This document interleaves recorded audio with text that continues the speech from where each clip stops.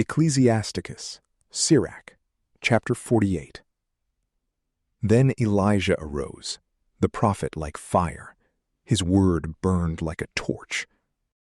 He brought a famine upon them, and by his zeal made them few in number. By the word of the Lord he shut up the heavens. He brought down fire 3 times.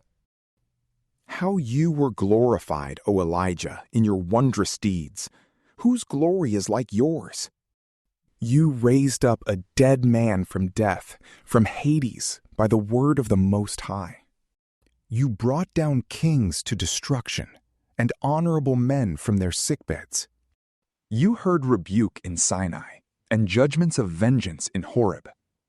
You anointed kings for retribution, and prophets to succeed after you. You were taken up in a tempest of fire, in a chariot of fiery horses. You were recorded for reproofs in their seasons, to pacify anger before it broke out into wrath, to turn the heart of the father to the son, and to restore the tribes of Jacob. Blessed are those who saw you, and those who have been beautified with love, for we also shall surely live.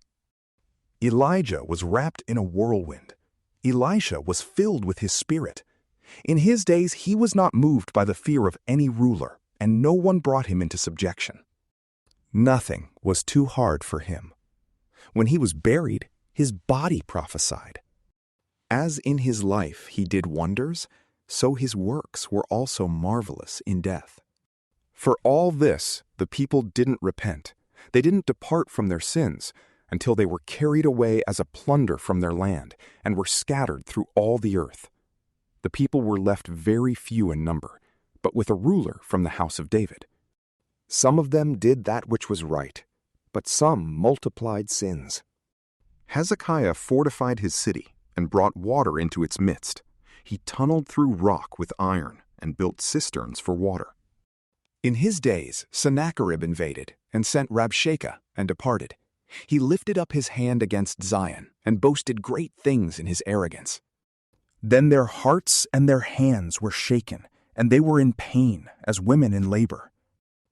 But they called upon the Lord, who is merciful, spreading out their hands to him.